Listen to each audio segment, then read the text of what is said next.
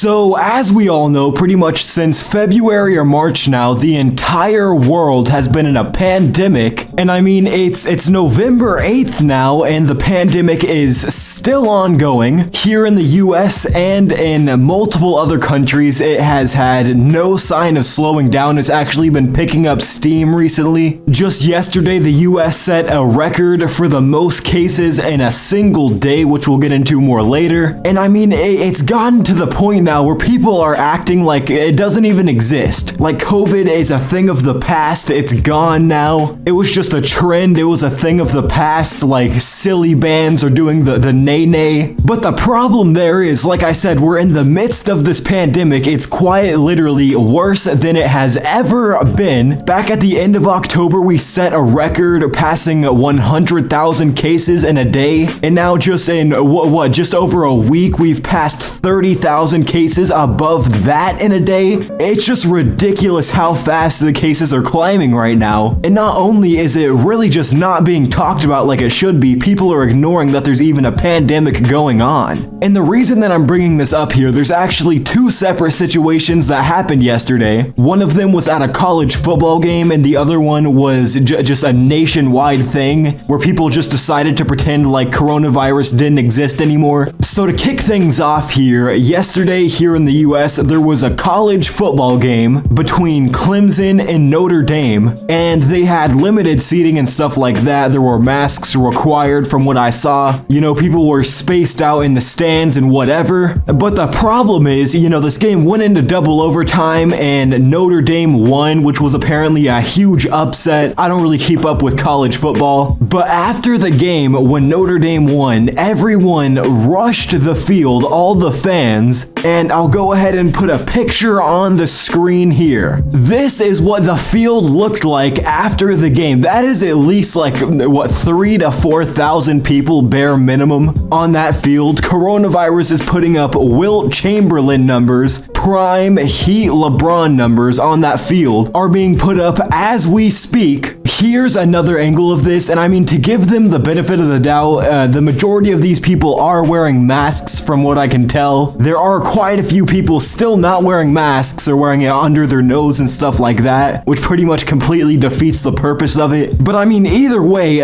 you're supposed to wear a mask and social distance, and if you couldn't tell, we do not have an ounce of social distancing going on here. And I mean, it's really insane when you see pictures like that, and then you take a look at the daily coronavirus numbers here in the US, and like just yesterday they reported 126,000 new cases, the most of any country in the world, and we're out here storming fields with thousands of people. What's the logic there? It makes the numbers make sense though. When you see people storming the fields, it makes these numbers add up. At the very least, you can see where these cases are coming from. I just don't understand how you can see numbers like that and then just pretend like there's nothing going on. You know, there's no pandemic, there's no risk here, there's no problem with storming a field with thousands of other people. But moving on, there was another situation yesterday which was somehow even worse than that, also here in the US. No wonder this is the worst country for coronavirus. But you know, as we all know, yesterday Joe Biden became the presidential elect. He's gonna take office as the new president on January 20th. And with that, a lot of people were really excited that he won. A lot of people were celebrating, which, you know, I mean, it makes sense. It's the guy you were rooting for. Obviously, people are gonna celebrate, but the problem here is people took their celebration to the streets, where in pretty much every single major city, including the one I live in, hundreds to thousands of people gathered to celebrate Joe Biden winning. And I mean, as you can imagine, for a country that's handling the coronavirus pandemic extremely poorly,